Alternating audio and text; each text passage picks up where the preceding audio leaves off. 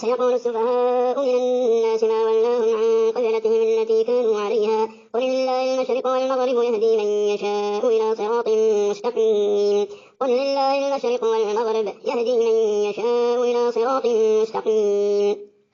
وكذلك جعلناكم أمة وسطا لتكونوا شهداء على الناس ويكون الرسول عليكم شهيدا وما جعلنا القبلة التي كنت عليها إلا لنعلم من يتبع الرسول ممن ينقلب على عقبيه وإن كانت لكبيرة إلا على الذين هدى الله وما كان الله ليضيع إيمانكم إن الله بالناس لرؤوف رحيم قد نرى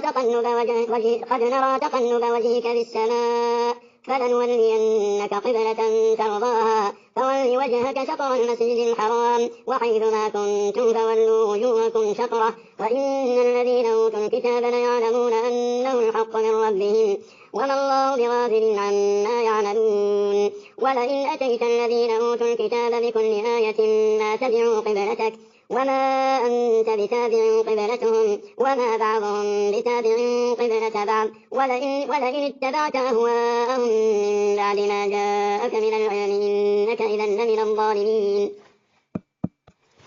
الذين آتيناهم الكتاب يعرفونه كما يعرفون أبناءهم وإن فريقا منهم ليكتمون الحق وهم يعلمون الحق من ربك فلا تكونن من الممترين ولكل وجهة هو موليها فاستبقوا الخيرات أينما تكونوا يأت بكم الله جميعا إن الله على كل شيء قدير ومن حيث خرجت فول وجهك شطر المسجد الحرام وإنه للحق من ربك وما الله بغافل عما تعملون ومن حيث خرجت فول وجهك شطر المسجد الحرام وحيث ما كنتم فولوا وجوهكم شطره لئلا يكون للناس عليكم حجة إلا الذين ظلموا منهم فلا تخشوهم واخشوني وليتم نعمتي عليكم ولعلكم تهتدون كما أرسلنا فيكم رسولا منكم يتلو عليكم آياتنا ويزكيكم ويعلمكم الكتاب والحكمة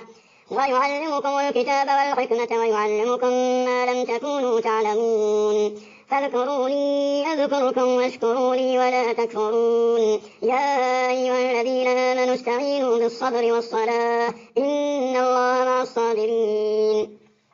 ولا تقولوا لمن يقتل في سبيل الله أموات بل أحياء ولكن لا تشعرون ولنبلونكم بشيء من الخوف والجوع ونقص من الأموال والأنفس والثمرات وبشر الصابرين الذين إذا أصابتهم مصيبة قالوا إنا لله وإنا إليه راجعون أولئك عليهم صلوات من ربهم ورحمة وأولئك هم المهتدون إن الصفا والمروة من شعائر الله فمن حج البيت أو اعتمر فلا جناح عليه أن يطوف بهما ومن تطوع خيرا فإن الله شاكر عليم إن الذين يكتمون ما أنزلنا من البينات والهدى من بعد ما بيناه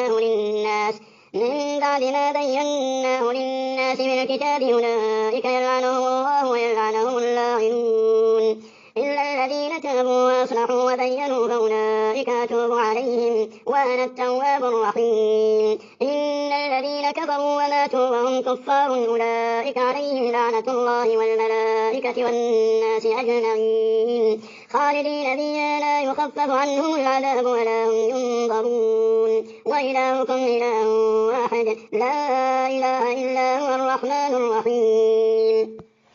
إن في خلق السماوات والأرض واختلاف الليل والنهار والفلك التي تجري بالبحر بما ينفع الناس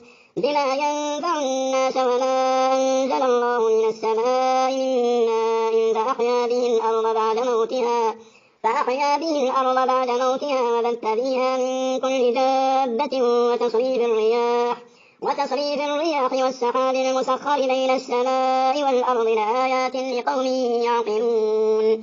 ومن الناس من يتخذ من دون الله أندادا يحبونهم كحب الله والذين آمنوا أشد حبا لله ولو يرى الذين ظلموا إذ يرون العذاب أن القوة لله جميعا أن القوة لله جميعا وأن الله شديد العذاب. إذ تبرأ الذين اتبعوا من الذين اتبعوا ورأوا العذاب وتقطعت بهم الأسباب. وقال الذين اتبعوا لو أن لنا كرة فنتبرأ منهم كما تبرأوا منا كذلك يريهم الله أعمالهم حسرات عليهم وما هم بخارجين من النار. يا أيها الناس كلوا مما في الأرض حلالا طيبا ولا تتبعوا خطوات الشيطان إنه لكم عدو مبين. إنما يأمركم بالسوء والفحشاء وأن تقولوا على الله ما لا تعلمون. وإذا قيل لهم اتبعوا ما أنزل الله قالوا بل نتبع ما ألفينا عليه آباءنا أولو كان آباؤهم لا يعقلون شيئا ولا يهتدون. ومثل الذين كفروا كمثل الذي ينعق بما لا يسمع إلا دعاء ونداء صم بكم عمي فهم لا يعقلون. يا أيها الذين آمنوا كلوا من طيبات ما رزقناكم واشكروا لله إن كنتم إياه تعبدون. إنما حرم عليكم الميتة والدم ولحم الخنزير وما أهل به لغير الله فمن اضطر غير باغ ولا عاد فلا إثم عليه إن الله غفور رحيم. إن الذين يكتمون ما أنزل الله من الكتاب ويشترون به ثمنا قليلا أولئك ما يأكلون في بطونهم إلا النار ولا يكلمهم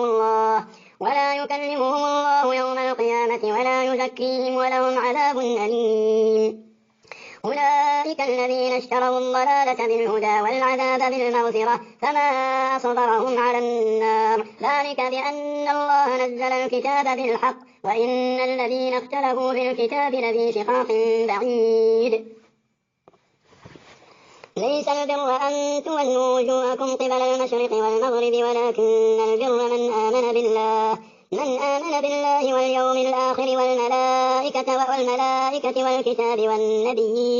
والنبيين وآتى المال على حبه ذوي القربى واليتامى والمساكين وابن السبيل والسائلين وفي الرقاب وأقام الصلاة وآتى الزكاة والموفون بعهدهم إذا عاهدوا والصابرين بالبأساء والضراء وحين البأس أولئك الذين صدقوا وأولئك هم المتقون. يا أيها الذين آمنوا كتب عليكم القصاص في القتلى الحر بالحر والعبد بالعبد والأنثى بالأنثى فمن عفي له من أخيه شيء فاتباع بالمعروف وأداء إليه بإحسان ذلك تخفيف من ربكم ورحمة فمن اعتدى بعد ذلك فله عذاب أليم. ولكم في القصاص حياة يا أولي الألباب لعلكم تتقون.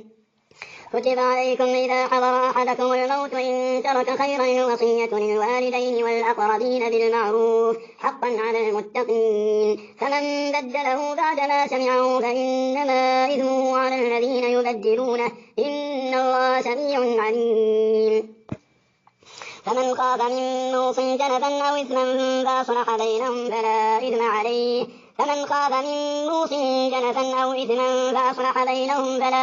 عليه إن الله غفور رحيم. يا أيها الذين آمنوا كتب عليكم الصيام كما كتب على الذين من قبلكم لعلكم تتقون أياما معدودات فمن كان منكم مريضا أو على سفر فعدة من أيام أخر وعلى الذين يطيقونه فدية طعام مسكين فمن تطوع خيرا فهو خير له وأن تصوموا خير لكم إن كنتم تعلمون.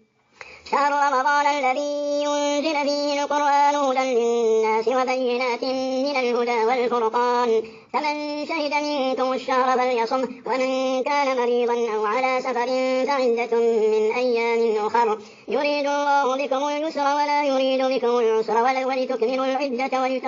ولتكملوا العدة ولتكبروا الله على ما هداكم ولعلكم تشكرون. وإذا سألك عبادي عني فإني قريب أجيب دعوة الداعي إذا دعان فليستجيبوا لي وليؤمنوا بي لعلهم يرشدون.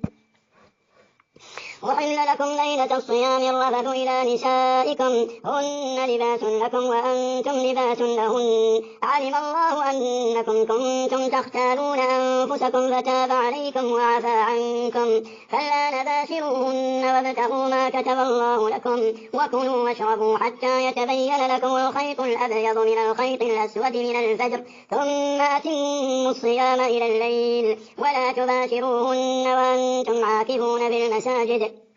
تلك حدود الله فلا تقربوها كذلك يبين الله آياته للناس لعلهم يتقون ولا تأكلوا أموالكم بينكم بالباطل وتدلوا بها إلى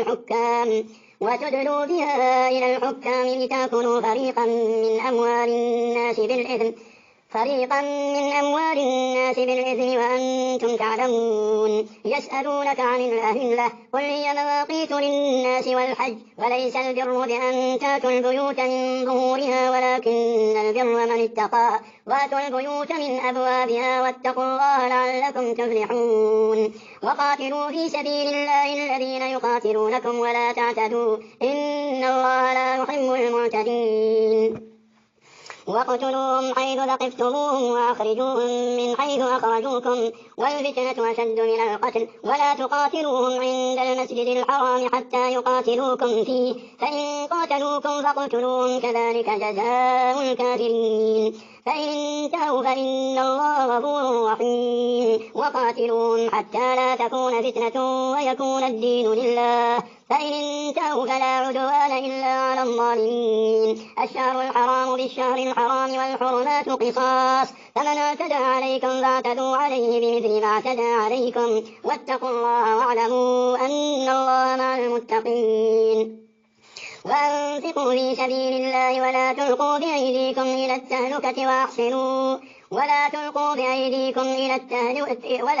بأيديكم إلى التهلكة وأحسنوا إن الله يحب المحسنين وأتموا الحج والعمرة لله فإن أحصرتم فما استيسر من الهدي ولا تحلقوا رؤوسكم حتى يبلغ الهدي محله فمن كان منكم مريضا أو به أذى من رأسه ففدية من صيام أو صدقة أو نسك فإذا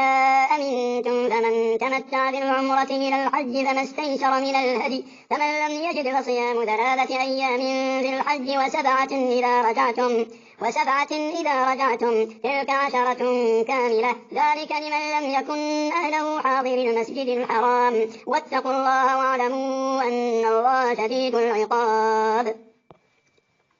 الحج أشهر معلومات فمن فرض فيهن الحج فلا رفث ولا فسوق ولا جدال في الحج وما تفعلوا من خير يعلمه الله وتزودوا فإن خير الزاد التقوى واتقون يا أولي الألباب ليس عليكم جناح أن تبتغوا فضلا من ربكم فإذا أفضتم من عرفات فاذكروا الله عند المشعر الحرام واذكروا كما هداكم وإن كنتم من قبله لمن الضالين ثم أفيضوا من حيث أفاض الناس واستغفروا الله إن الله غفور رحيم فإذا قضيتم مناسككم فاذكروا الله كذكركم آباءكم أو أشد ذكرا فمن الناس من يقول ربنا آتنا في الدنيا وما له في الآخرة من خلاق ومنهم من يقول ربنا آتنا في الدنيا حسنة وفي الآخرة حسنة وقنا عذاب النار أولئك لهم نصيب مما كسبوا والله سريع الحساب